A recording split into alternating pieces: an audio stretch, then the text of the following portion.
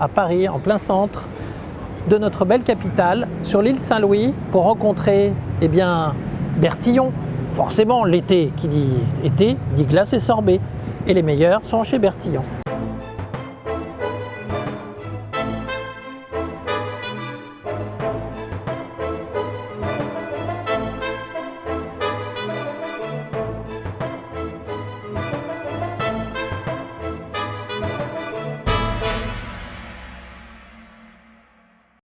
Dans mon quartier, comme vous le voyez, découvrir des tables magnifiques. Honnêtement, vous allez découvrir des recettes, des chefs passionnés, passionnants, qui vont nous faire découvrir leurs petits secrets.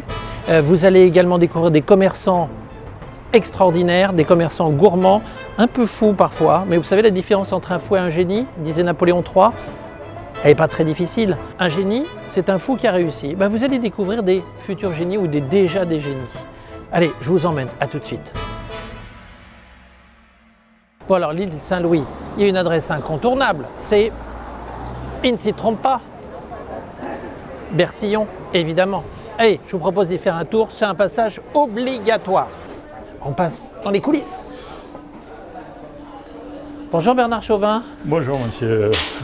Alors, Bernard Chauvin, Bertillon, c'est vous. Comment est-ce que vous en êtes venu à cette histoire fabuleuse qui fait la renommée de Paris, de l'île Saint-Louis en particulier? Je suis arrivé ici par accident presque. Oui. Parce que à la frontière suisse, pour tout vous dire, dans l'affaire de mes parents, on était 7 enfants et mon père voulait qu'on se débrouille, nous occuper, voilà, parce que si on n'occupe pas les jeunes, ils vont aller traîner et ça va pas. Exactement. Ça plaisait pas. Ouais. Donc mon père a acheté une fabrique de mousse au chocolat exactement à la Pointe-Rivoli à l'époque. Ouais.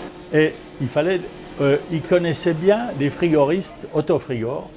Et il est venu rue Pavée, là il y avait le siège social de la société.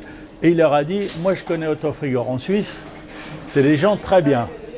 Mais à Paris, je ne sais pas. Ah, ils ont dit, monsieur, on va vous emmener. Tout de suite, ils l'ont amené chez Bertillon, ils étaient en train de faire un frigo.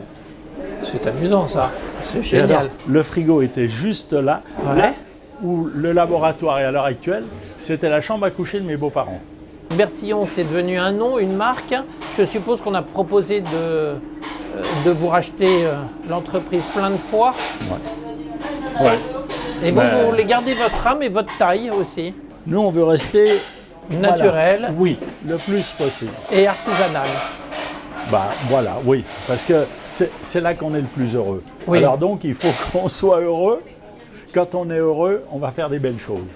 Chez Bertillon, il y a des glaces qu'on n'a pas toute l'année parce que vous vivez en fonction de la saison. Donc par exemple, la noix, il y a de la noix au mois de... Oui, octobre-novembre. Octobre-novembre, ouais. Après il n'y en a plus. Voilà. C'est délicieux, ça aussi, encore bravo. Alors vous allez me confirmer, il paraît qu'on reconnaît un glacier à la qualité de sa glace à la vanille. La vanille, c'est le parfum référence chez les glaciers. Ah oui, c'est le parfum référence. Voilà, tout le temps. Votre vanille, elle vient d'où d'ailleurs? Alors Madagascar, il faut être patient pour l'avoir. Entre la fécondation et la gousse de vanille qui arrive, mais il faut minimum 1 an. Si on veut aller plus vite, notre vanille, elle ne va pas cracher, il n'y aura pas le parfum. Il faut un bon parfum, il faut être raisonnable. Bonjour messieurs. Les pasteurisateurs. Super. Dans un pasteurisateur, on met 120 litres de glace. Le sucre, il descend par le petit tuyau là. Donc le gars, quand il lance ses pastos, il a son frigo là-bas derrière. Ouais. Il a son lait, sa crème, ses œufs, ses œufs. Ouais. Il lance son pasteurisateur directement là. Après, on tire, on parfume, ça passe dans les turbines. Voilà les turbines. Donc après ici, évidemment, c'est ce qui va finir dans la boutique. Ouais, exactement. Et on va faire un petit tour dans la boutique quand même pour montrer les fameuses pâtisseries de votre fille. On y va. Elle a lancé la pâtisserie, le petit rayon pâtisserie. Ah, c'est elle alors, d'accord. C'est comme ça qu'elle a fait les petits fondants à la pistache et cerise. Oui, oui. Parce que, alors, je l'ai pas aidé, mais je lui ai dit, il faut trouver des idées pour faire des pâtisseries qu'on ne trouve pas ailleurs. C'est-à-dire l'âme de nos glaces et sorbets. Absolument, oui. Parce que on pourrait prendre des purées de fruits, de ci, de là, mais tout le monde aura le même goût. Exact. Ouais, on ne veut pas ça. Non. Alors Muriel, elle n'arrête pas, mais on va essayer de l'attraper quand même au vol.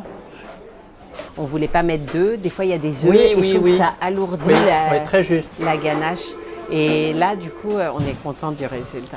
Ah non, le Alors, on résultat est n'arrive pas à en magnifique. faire assez. Il y a des jours, on pourrait en avoir 2 ou 3 fois plus à vendre, on les vendrait, mais c'est pas grave. C'est comme les sorbets, ça Voilà. reste traditionnel. Et ça on a manque, envie, et tant pis. exactement, et ça donne envie, on attend. La tarte tatin, elle est La vraiment tarte tatin, délicieuse. ça c'est l'union de mon grand-père et de mon père. Elle est dans le couloir avec. De mon grand-père et de mon papa, qui ont mis ça au point quand mon papa est arrivé dans la famille, parce qu'il faisait déjà des tartes tatin dans le Jura, et tous les deux ont mis ça au point. Et finalement, on a des clients qui des fois ne viennent que pour la tatin. Ah non, mais je suis d'accord. La pâte, elle a tombé juste au four, Oui, un et four la très laisser chaud, et on la laisse. Voilà, en plus, c'est très exactement. pratique à servir. Et il ne faut pas la laisser trop chauffer parce que Non. les pommes sont chaudes, on se brûle la langue ouais. et c'est pas agréable. Ouais. C'est un vrai bonheur. Ah, je suis contente. Donc, C'est faut notre plus grand continuer. plaisir quand on nous dit ça parce que enfin, pour nous c'est parfait de vendre du plaisir comme ça. Oui, du bonheur. Exactement. Vendez du bonheur. Mm. Merci beaucoup, Muriel. Avec plaisir, merci, Merci. de votre visite. Bon, j'espère que cet épisode ne vous aura pas trop donné faim.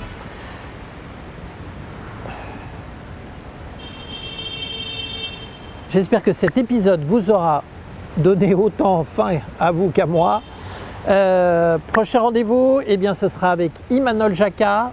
Tenez-vous bien, meilleur boucher du monde. Je vous emmènerai cette fois-ci dans le Pays Basque, à San Sebastián, pour une passionnante rencontre. À très bientôt.